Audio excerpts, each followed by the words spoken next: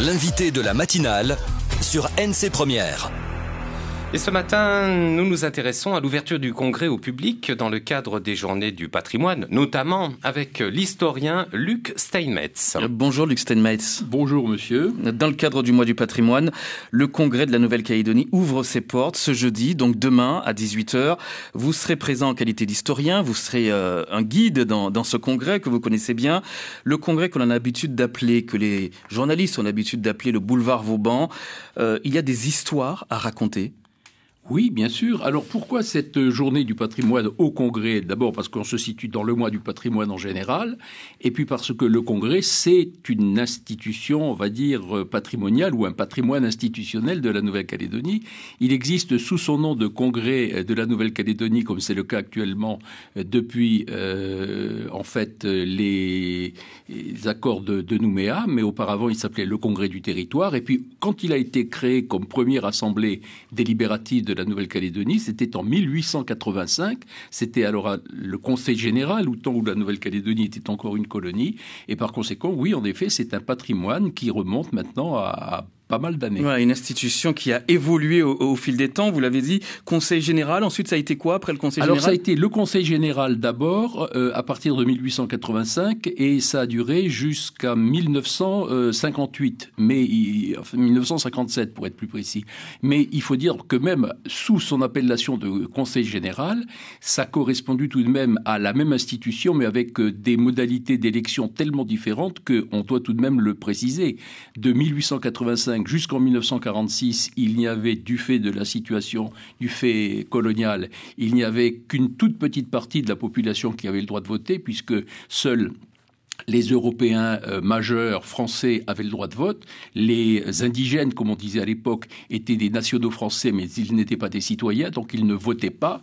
De même que les populations engagées, etc., ne votaient pas. Et comme en plus le suffrage était masculin seulement, ça veut dire qu'il y avait une toute petite partie de la population qui élisait le Conseil général entre 1885 et 1946. Donc mais population masculine et européenne. Voilà, mais avec la fin de la colonie en 1946 et la transformation de cette terre calédonienne en territoire d'outre-mer, à ce moment-là, le droit de vote a été étendu à tout le monde, même si il a fallu quand même du temps pour intégrer la totalité des indigènes, des Mélanésiens dans le corps électoral. Ça n'est vraiment qu'à partir de 1957 que le suffrage universel complet a plein effet.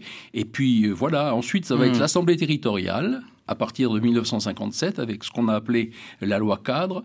Et puis, c'est devenu le Congrès du territoire avec le statut Pisani. Puis ensuite, c'est devenu carrément le Congrès de la Nouvelle-Calédonie. Le Congrès de la Nouvelle-Calédonie tel qu'on le connaît aujourd'hui. Ce sera l'occasion d'expliquer le rôle, les compétences du Congrès au public. Oui, alors on fait d'une part, dans cette présentation que je vais faire demain soir au Congrès, une présentation historique bien sûr, puis en détail évidemment les compétences, les pouvoirs du Congrès qui se sont considérablement accrus, en particulier depuis l'accord de Nouméa. Et puis ensuite on va également, parce que c'est un patrimoine de locaux, donc on va faire visiter les locaux du Congrès et de ses dépendances, on va dire. Il y a des trésors à découvrir dans ce Congrès. Pas vraiment de trésor, mais il y a de l'intérêt pour les gens qui veulent connaître un petit peu la vie du Congrès, de voir qu'est-ce que c'est que la salle des commissions, où se font le bureau du président, les salles des commissions, la salle des délibérations elle-même, puisque c'est à l'intérieur de cette salle où les invités prendront place soit sur les bancs des conseillers de la Nouvelle-Calédonie, parce que c'est la vraie appellation des membres du Congrès, donc ou alors dans les bancs du public, ils pourront être là, assis et suivre la totalité des explications. Donc les membres du Congrès sont des conseillers de la Nouvelle-Calédonie. C'est l'appellation officielle, oui. Autant de l'Assemblée territoriale, on les appelait des conseillers territoriaux, mais depuis que c'est devenu le Congrès de la Nouvelle-Calédonie, leur appellation officielle, même si elle n'est pas souvent utilisée, c'est conseiller de la Nouvelle-Calédonie. Vous pensez que les Calédoniens connaissent le fonctionnement du Congrès ? La connaissent mal ou bien? Je vais dire que, comme toujours, il y en a qui s'y intéressent et qui connaissent parfaitement ce fonctionnement, puis il y a peut-être la grande majorité des gens qui ont une vague idée du fonctionnement du Congrès. Mais enfin, la journée du patrimoine organisée au Congrès aide un petit peu les gens, justement, à faire en quelque sorte de l'éducation civique en direct et sur place. Une seule journée, ça suffira pas. En plus, les places sont limitées, une centaine de personnes. Bon, c'est déjà ça, oui, vous allez me dire. C'est une journée, c'est même une soirée, pour être plus précis, parce que ça va commencer à 18h et ça va se terminer vers 20h. Mais enfin, ça se fait déjà maintenant, c'est la deuxième année où ça se fait. Ça s'est fait l'année dernière. Et puis, il faut quand même pas oublier que dans le cadre scolaire, il y a parfois des classes qui, en cours d'année, viennent visiter. Et en principe, j'insiste là-dessus, l'éducation civique et donc les institutions de la Calédonie et donc le Congrès en tant que tel fait partie du programme des classes du secondaire. Et en principe, tous les élèves, alors là, ça touche tout le monde, devraient recevoir de la part de leurs professeurs les informations nécessaires sur les institutions de la Calédonie et donc du Congrès. Alors, est-ce que c'est fait? Oui, ça, je n'en doute pas. Mais est-ce que ça reste aux élèves et est-ce que ça les touche? Ça, pour avoir été enseignant toute ma vie professionnelle, je sais que c'est pas évident. Vous n'êtes pas certain. Pour rejoindre l'actualité, Luc Steinmetz, actuellement, le gouvernement assure les affaires courantes, puisqu'on le sait, il y a une crise institutionnelle au gouvernement. Est-ce qu'il y a des répercussions sur le Congrès? Sur le Congrès, pour l'instant, non. Alors, il faut bien voir que ce sont les deux institutions, le gouvernement et le Congrès, les deux institutions de la collectivité qui s'appellent la Nouvelle-Calédonie. Bon, alors le Congrès, c'est en quelque sorte le pouvoir délibératif, le pouvoir législatif, et puis le gouvernement, lui, c'est le pouvoir exécutif.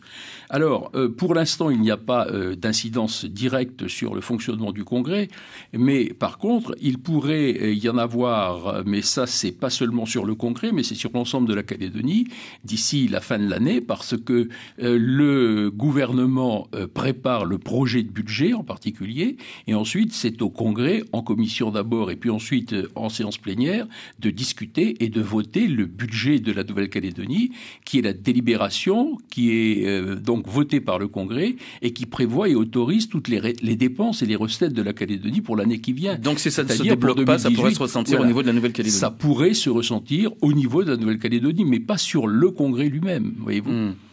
Plusieurs présidents se sont succédés dans ce Congrès.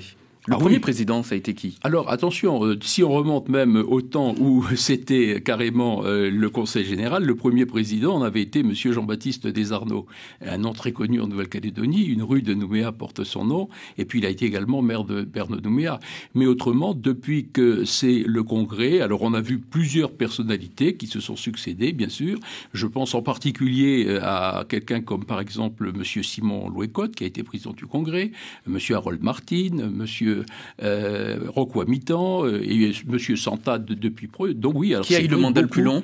Le mandat le plus long, je n'ai pas calculé exactement, mais il n'est pas impossible que M. Louécotte, sous le nom de Congrès, sur le nom de Congrès de Nouvelle-Calédonie, ait été le président le plus durable, on va dire. Luc Steinmetz, historien, on parle de l'ouverture du Congrès au public dans le cadre des Journées du patrimoine. Une ouverture qui se fera demain à 18h, donc jeudi. Vous restez avec nous, on continue à évoquer ce sujet avec vous. Voilà, et on continuera à partir de 7h10, la deuxième partie et l'ouverture du standard aux auditrices et auditeurs de Nouvelle-Calédonie première. Quelques messages avant 7h.